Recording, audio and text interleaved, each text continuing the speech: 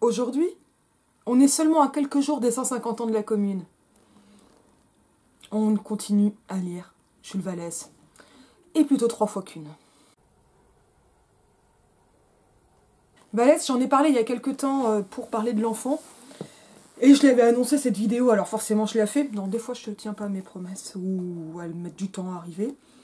Mais là, ça y est, j'ai lu la trilogie Enfant, bachelier, insurgé. C'est quoi déjà le nom de cette trilogie des mémoires d'un insurgé, quelque chose comme ça. Elle a un nom en elle-même. J'ai 3 éditions différentes. Une édition petit prix GF, enfin petit prix c'est 4,30. Plein d'éditions pour celle-là parce qu'on a aussi des éditions scolaires. J'ai vu École des loisirs. Ah, c'est cher l'école des loisirs. Je crois que c'était 8 et quelques.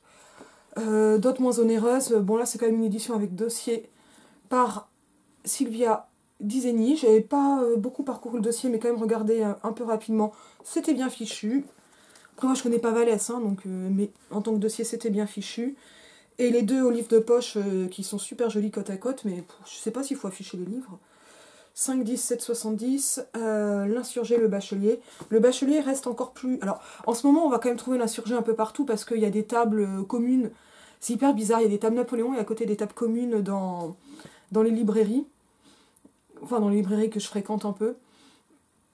On entend plus parler du bicentenaire de Napoléon, alors qu'en plus, je sais plus ce que c'est exactement les 200 ans de quoi de Napoléon, parce qu'on a aussi ceux de Flaubert et ça peut pas être les mêmes.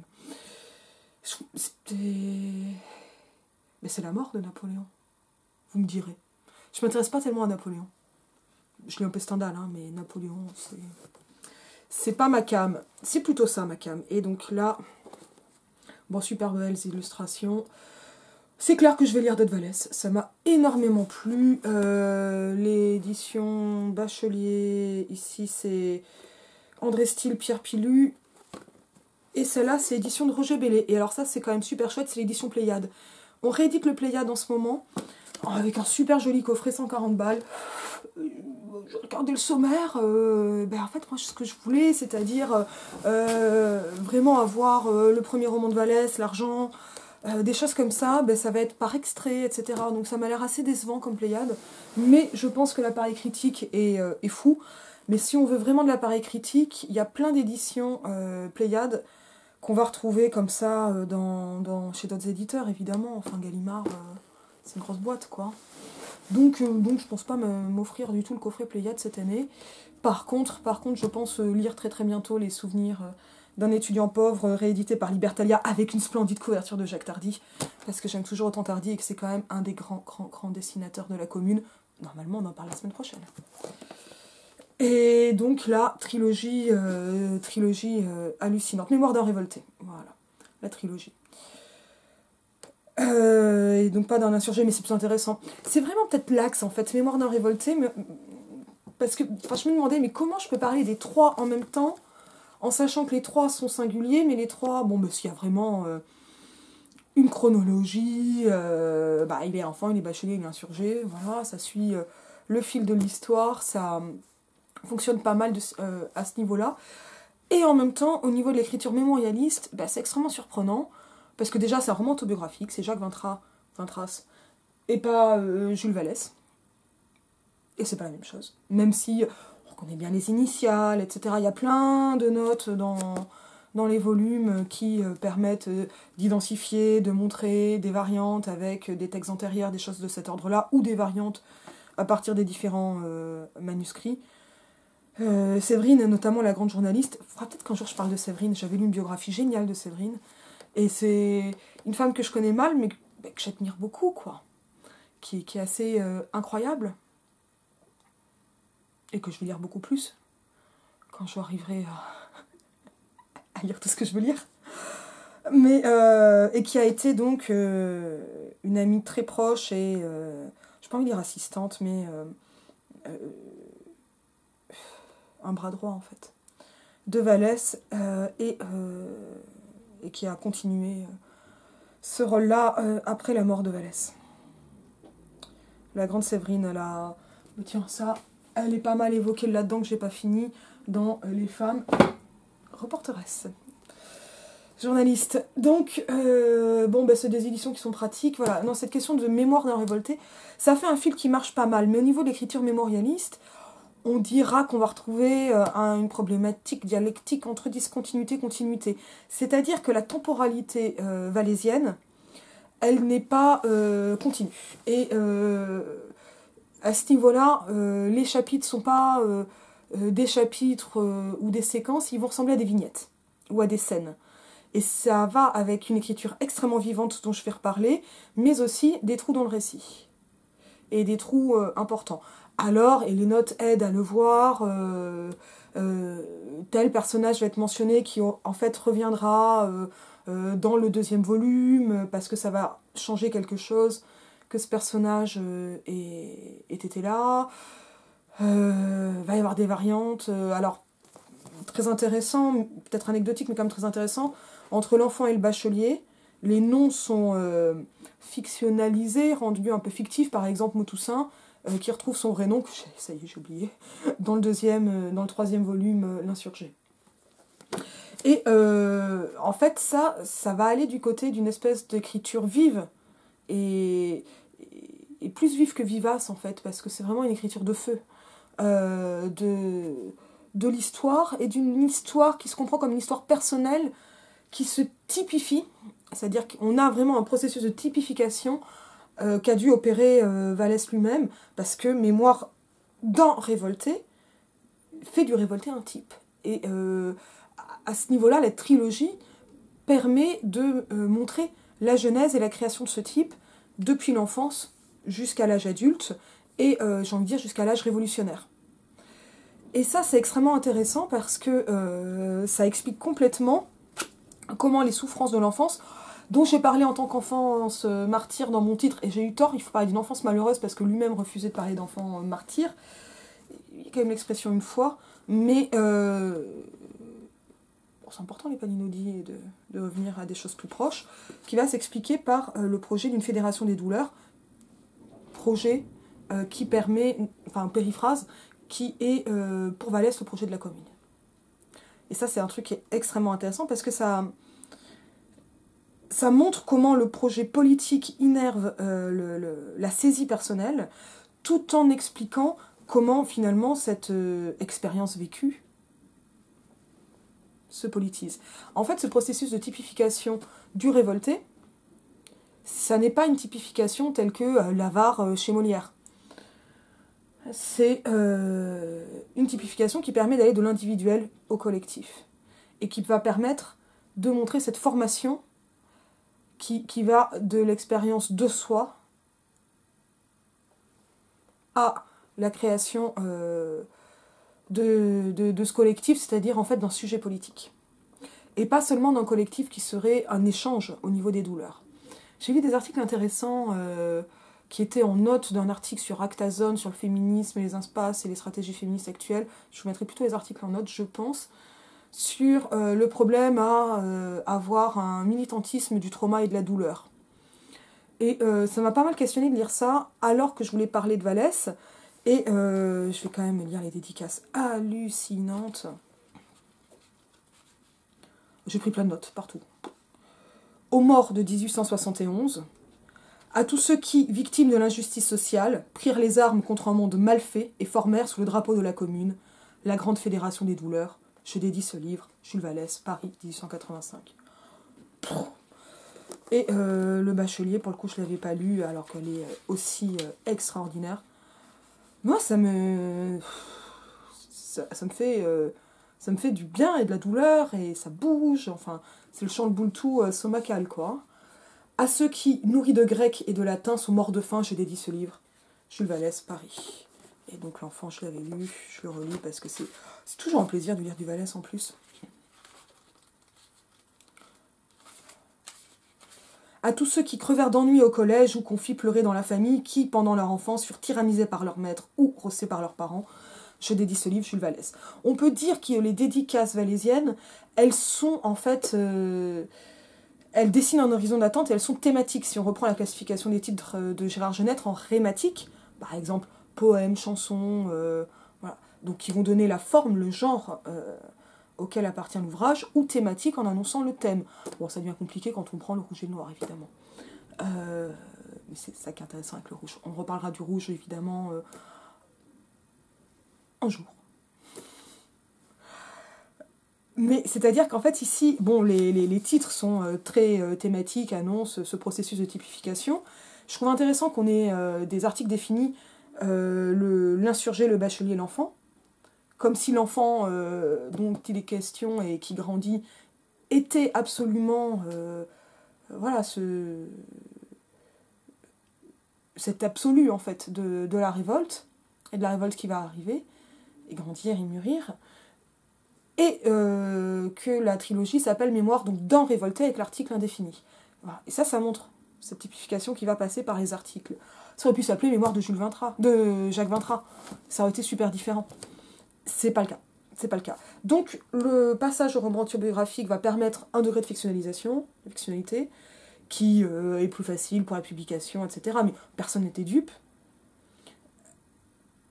Et ça va permettre des arrangements littéraires, des arrangements chronologiques notamment, qui montrent à quel point il s'agit de faire œuvre littéraire, non pas tellement dans l'idée d'un sacre de l'écrivain, mais d'aller justement dans cette typification.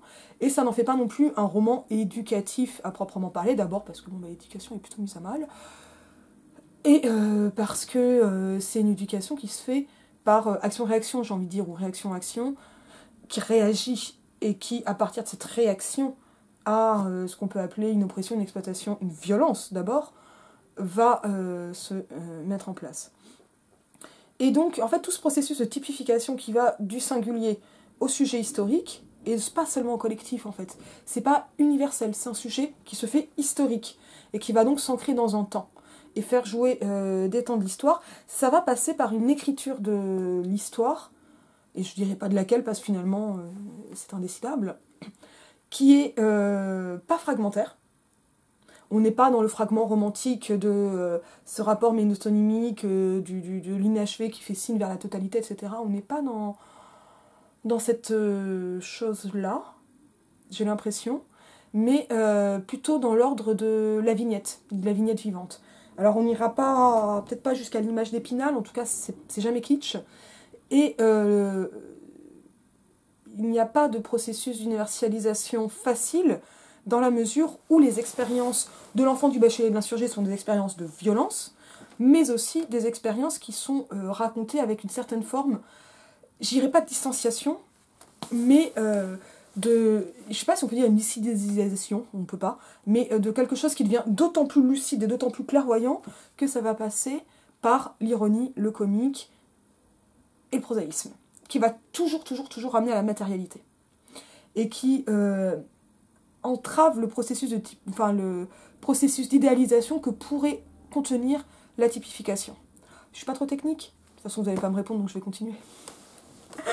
Mais voilà, c'est-à-dire ça permet une collectivisation et la construction d'un sujet historique, alors même que c'est et singulier et prosaïque, etc. Ça, c'est un truc que j'ai trouvé absolument dingue. Et l'évolution, finalement, on a une grande un grand couplet au 19e, ou pour parler du 19e, finalement, je sais jamais tellement, qui est évolution-révolution. Le 19e siècle, c'est le grand siècle de l'évolution darwinienne, c'est le siècle de la parution de l'origine des espèces de Darwin, donc ça c'est en 59 en Angleterre, mais ces questions d'évolutionnisme, elles apparaissent déjà avec Lamarck, sa philosophie zoologique en 1809, avec des naturalistes peu connus comme Pierre Boitard, enfin, c'est compliqué le 19e siècle. Hein. Et donc il y a cette idée d'avoir des temps longs, qui sont donc des temps de la nature, et en même temps de penser des temps qui se font avec des ruptures. C'est ce que fait par exemple Cuvier avec sa théorie catastrophiste, qui suppose qu'il y a eu des grands cataclysmes, qui expliquent donc les révolutions géologiques, etc. Et dans le cas de Cuvier, c'est quelque chose qui correspond peu ou prou au schéma de la Genèse.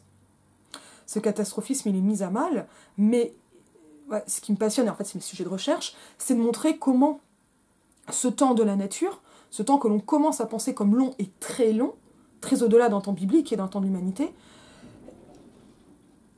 il entre en collision, en dialogue, etc., enfin, du point de vue conceptuel, avec un temps de l'histoire qui a découvert la rupture historique avec la Révolution française.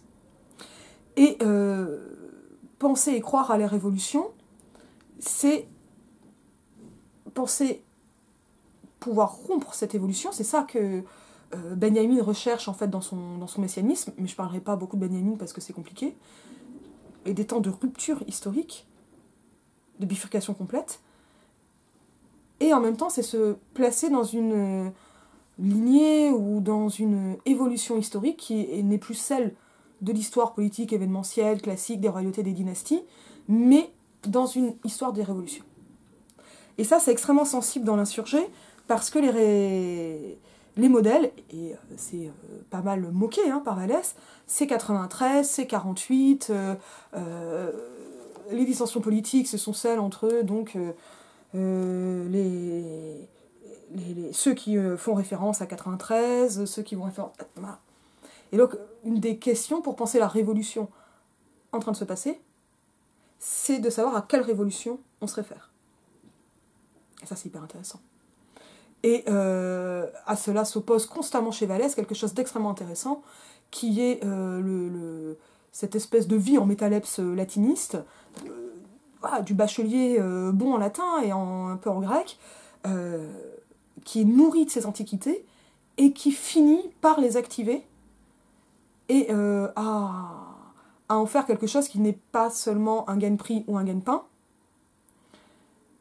mais qui va permettre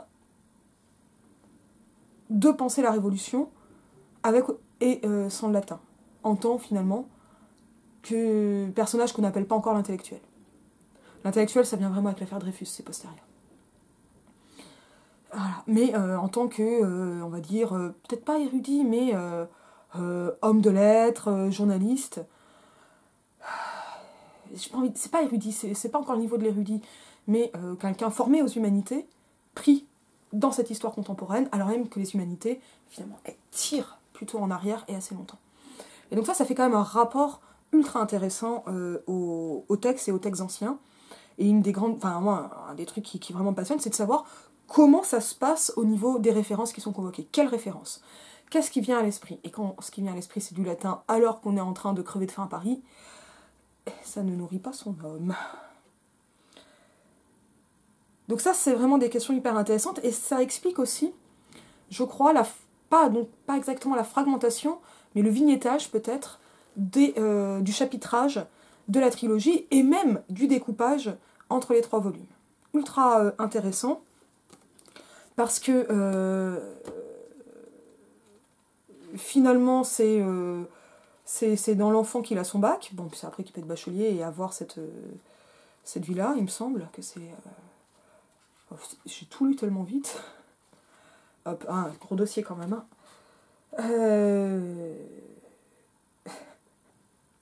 La femme fait toujours tellement rire. Avec donc déjà un premier passage à Paris, retour en province, retour à Paris. Et voilà, retour... Enfin, voilà, comment vivre quand on a un bac et qu'on a que ça. Et qu'on ne veut pas... ça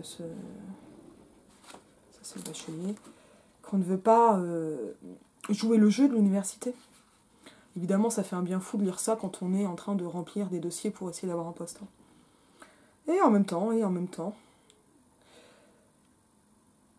Voilà, et donc ça finit donc sur la décision d'être pion, et là c'est vraiment la misère. La misère des lettres, de ceux qui ne peuvent plus être ouvriers, qui essaient, qui n'y arrivent pas, et de savoir un peu ce qui va se passer pour lui. L'insurgé arrive sur cette situation et va montrer... c'est très intéressant l'insurgé parce que ça va vraiment montrer cette poursuite de la misère. Finalement, le journalisme est assez peu présent, assez étonnamment. Et la commune elle-même apparaît assez tardivement, en fait. Alors, parce que finalement, l'insurrection, ça n'est pas juste la participation au fait révolutionnaire. C'est aussi ce qui va précéder, peut-être raté, on ne sait pas, le fait révolutionnaire lui-même.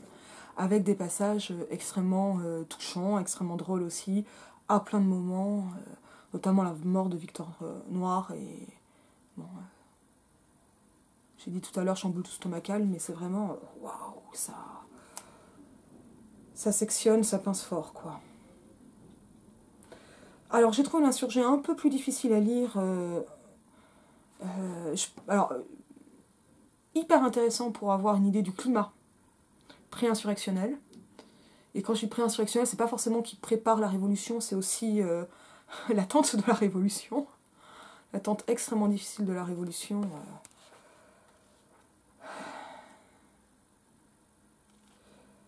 Notamment, bon voilà, dans le retour à Paris, la désillusion, la surveillance sous l'Empire, enfin, qui est extrêmement difficile. Le sentiment de compromission, extrêmement dur aussi. Le retour à la alors pas, c'est pas une question de conviction, mais finalement au principe révolutionnaire comme principe de vie. Principe insurrectionnel comme principe de vie, et en même temps, par les dialogues, les scènes, etc., énormément de défiance par rapport à la violence, évidemment des Versaillais, mais aussi de la violence des communards. Ça, c'était quelque chose, enfin, c'est une chose qui m'a vraiment beaucoup frappée.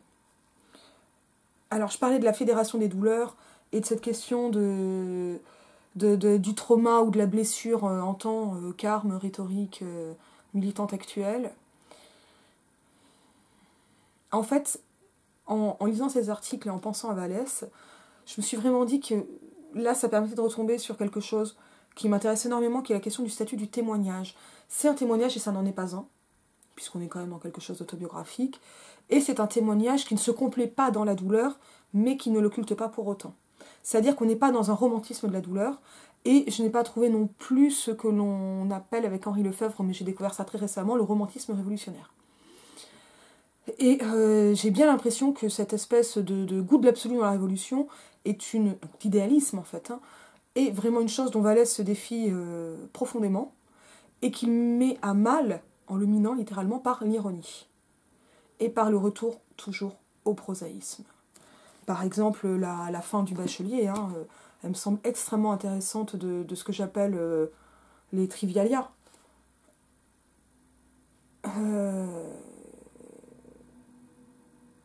Pas du Bachelier de l'enfant. On s'y perd quand on en a 3 comme ça.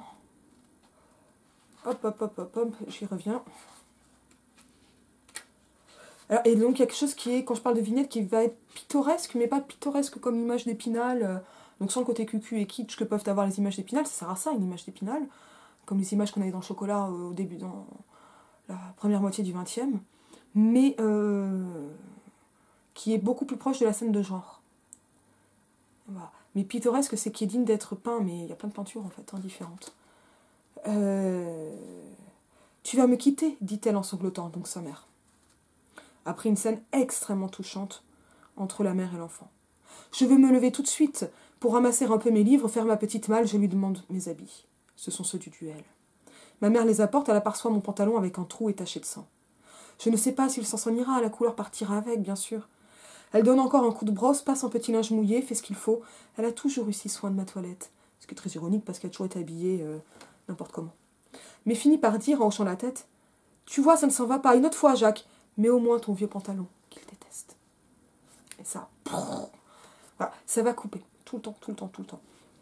Et c'est ce qu'on a au début du Bachelier, qui est une scène que j'ai même partagée sur Instagram, tellement elle m'a plu. Une scène, une citation. Zoom. Ouais, mais là c'est la préface, là c'est le bouquin. En route, j'ai de l'éducation. Vous voilà armé pour la lutte, a fait mon professeur en me disant adieu. Qui triomphe au collège, entre en vainqueur dans la carrière. Donc là, tout le truc enflé comme ça, des collèges, c'est lycée. Quelle carrière? Un ancien camarade de mon père qui passait à Nantes et est venu lui rendre visite, lui a raconté qu'un de leurs anciens condisciples d'autrefois, un de ceux qui avaient eu tous les prix, avait été trouvé mort, fracassé et sanglant, au fond d'une carrière de pierre où il s'était jeté après être resté 3 jours sans pain. Ce n'est pas dans cette carrière qu'il faut entrer. Je ne pense pas. Il ne faut pas y entrer la tête la première, en tout cas. Donc là, ce processus de trivialisation qui va vraiment miner avec ironie, avec comique, en ramenant toujours aux souliers éclatés, aux fringues qui tiennent pas bien, qu'il faut rapiécer, au noir, aux pantalons et aux souliers auxquels il faut rajouter du noir, à la fin, au plaisir d'avoir un œuf à manger parce qu'on n'a qu'un œuf, à la couche partagée, on parle même pas des odeurs, tout ce que la misère a de concret va souvent s'introduire dans le récit pour crever cette espèce d'idéalisme, et notamment par ces jeux de polysémie. Ou dans Thanaclase, c'est-à-dire que vraiment, le sens idéal est crevé par le rappel du sens concret. Ici, carrière. Voilà. Carrière en sens de cursus honorum, ramené à la carrière du suicidé. Et à ce niveau-là, ce processus de trivialisation, il peut être extrêmement joyeux et déconcertant. Donc ça fait une lecture qui peut être assez âpre à encaisser, mais qui, dans le même temps, permet cette espèce de légèreté, enfin pas une légèreté, mais de comique. On est vraiment dans quelque chose de farcesque, sans être jamais moqueur vis-à-vis du personnage, vis-à-vis de la pauvreté, vis-à-vis de la misère. Ça, c'est vraiment quelque chose d'extrêmement permanent, constant. Constant et qui va aller du côté donc de cette fragmentation. Alors, pas de fragmentation, le mot il me revient parce qu'on a l'habitude d'utiliser ça en études littéraires, mais je trouve pas que ce soit une fragmentation. Je dirais qu'on est plus du côté du coq à l'âne. Comme dans une conversation en bâton rompu, poum poum poum, et donc les changements de sujet permanents, parfois des ellipses, vont permettre d'avoir cette impression d'oralisation qui est renforcée par l'emploi de l'argot. On prête à Vallès un dictionnaire d'argot, mais ça c'est très disputé apparemment entre les spécialistes de Vallès. Bon, en tout cas, on peut le trouver.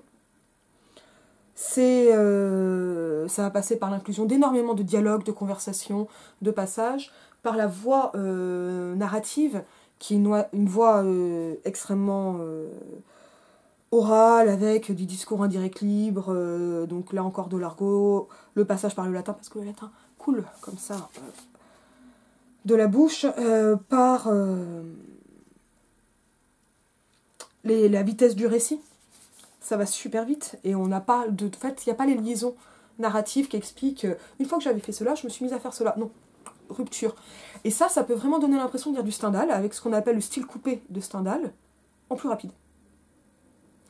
On n'est pas dans la déliaison surréaliste, on est bien avant, mais il y a ce passage par des phrases courtes, des phrases nominales, averbales, les italiques qui vont amener en même temps de l'ironie, peu de moments rétrospectifs où le narrateur a un avis ou annonce. On est globalement vraiment toujours dans l'énonciation,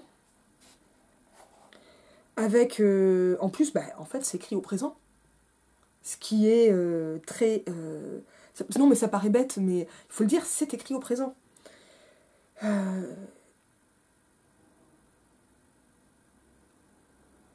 C'est les néologismes qui sont extrêmement amusants. Là, je suis page 247 du Bachelier. Je ne rentre plus mes côtes ni mes ongles, je ne traîne plus les pieds, je ne mâche plus les mots, je n'avale plus mes colères ou mes rires. Je ne marche plus sous le déon comme les réclusionnaires dans la promenade, en queue de cervelas, au fond des lugubres centrales. Voilà. Enfin, et avec quelque chose qui va être de plus en plus permanent au fur et à mesure, donc du Bachelier puis de l'insurgé, juste des mentions en italique pour donner des dates et ou des lieux. Des lignes de points aussi, qui vont montrer les ellipses. Et très très peu d'absolu. Alors très peu de métaphores naturalistes, extrêmement peu. Ça ne m'arrange pas, mais par contre c'est très intéressant, qu'il n'ait pas recours à la nature. On est dans un livre qui est tout urbain, avec un grand plaisir des chants, notamment dans L'Enfant, et quelques rappels Voilà, et un sentiment de proximité d'avec les paysans, mais très très peu de sang ou de nature. De sang en tant qu'appartenance sociale. Donc là, bon, ça c'était un peu... Oui, ben ça c'est vraiment un passage rigolo, par exemple, donc, où il a une aventure avec une dame.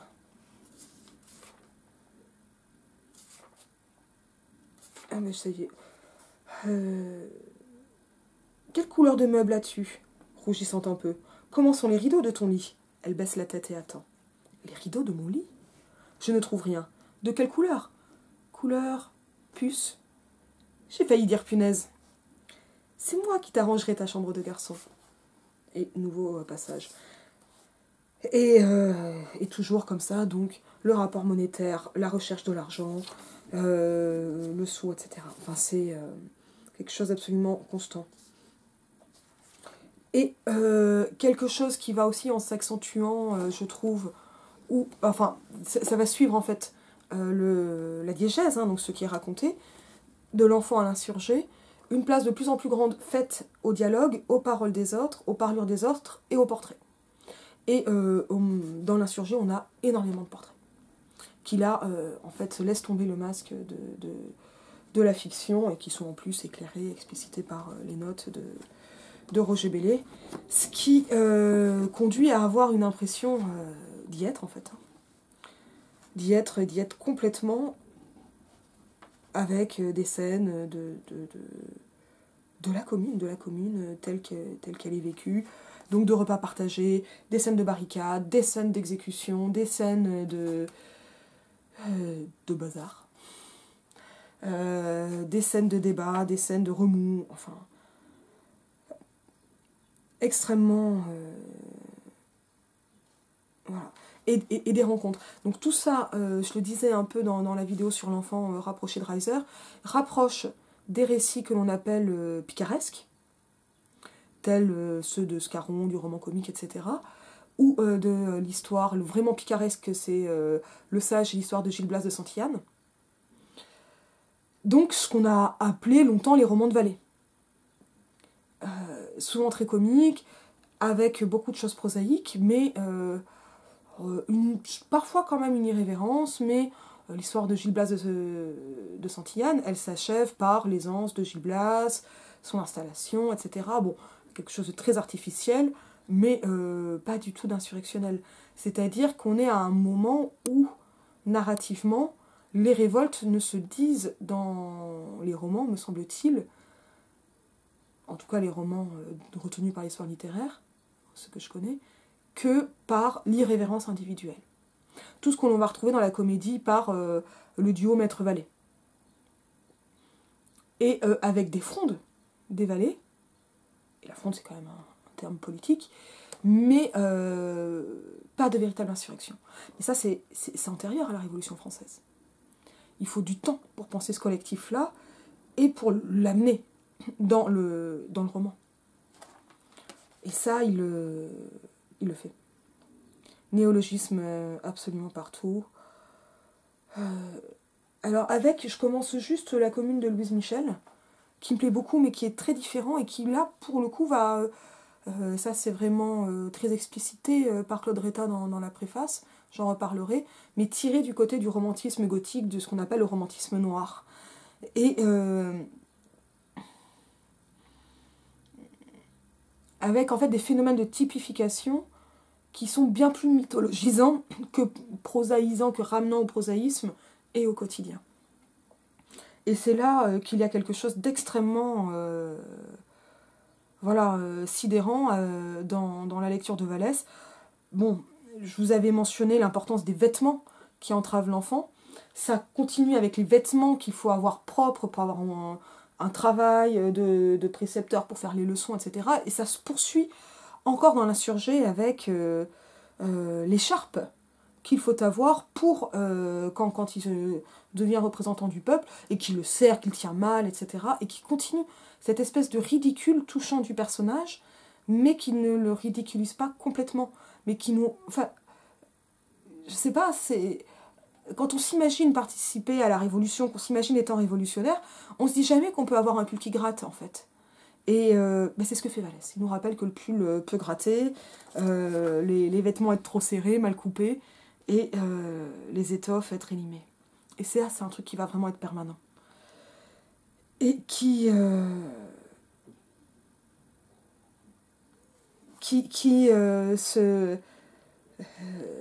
voilà, et qui est délicat à tenir parce que l'écriture du peuple, elle passe souvent, et notamment après Michelet qui apparaît, hein, par une mythification du peuple et de la figure du peuple. Du peuple qui finalement en oublierait les prolétaires. Et je crois vraiment que l'écriture du peuple chez Vallès, elle permet d'avoir un peuple qui est vraiment peuple. Et qui sort de cette mythification. Qui va sortir de l'unification qui peut passer quand on fait du collectif un idéal. Et ça, c'est aussi politiquement quelque chose d'extrêmement important. Voilà, par exemple, sur les CG d'Antanaclas, 311, on taille un jambonneau et une bavette pour la viande et partager et la conversation. Et immédiatement ensuite, on va avoir directement des discours directs insérés.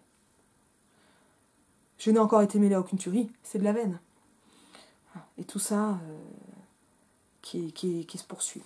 Alors l'écriture de l'insurgé est beaucoup plus hachée, elle a l'air de vraiment rester sur les souvenirs de Vallès et ne pas du tout, comme le fait Louise Michel, viser à une histoire de la commune, mais elle reste du côté de l'histoire vécue et de quelque chose qui est proche d'un témoignage. Et un témoignage, c'est quand même quelque chose qui est important et qui fait pièce. Ça, ce sont des choses dont je reparlerai à d'autres occasions. Comment on fait un document au XIXe siècle et comment le témoignage devient un document. Ça, c'est vraiment une question très importante et à laquelle j'espère pouvoir m'atteler. Et en même temps, on n'est pas non plus dans la cour des miracles, dans la romantisation de la misère, ni dans quelque chose qui ramènerait la misère du côté de quelque chose d'exotique ou de seulement pittoresque. Parce que là, on est dans une misère qui est profondément vécue. Et c'est ce qui me paraît si précieux, et que c'est donc de cela dont je voulais parler en bloc, mais vraiment, je conseille les trois. Ça a été une relecture, Le Bachelier et l'Enfant insurgé était une découverte. Bon, c'est une relecture vraiment, je suis passée à côté quand j'étais en 5e, mais je sais qui va m'écrire avec ce que je viens de vous dire. J'étais passée à côté, vraiment. Je me souvenais bien de l'enfant, mais le reste, j'étais vraiment, vraiment passée à côté. Et en même temps, j'ai pu sentir comment quelque chose en restait. Comment en est resté dans ce feu de l'action, j'ai envie de dire. Et qui qui nous rappelle que Vallès était un journaliste. Et en fait, c'est peut-être ça, c'est peut-être que, je me disais hier un peu bêtement, que le journaliste, c'est le journalier des lettres. Parce que je me fais des jeux de mots moi-même, toute seule, avant de dormir. Et c'est vraiment ça. C'est quelque chose qui est de l'ordre du travail journalier et qui va ramener à ce que c'est au jour, le jour. Et c'est en ça que la vignette n'est peut-être pas encore le bon moyen d'en parler. Et c'est pas le fragment non plus. Je vous dis à bientôt.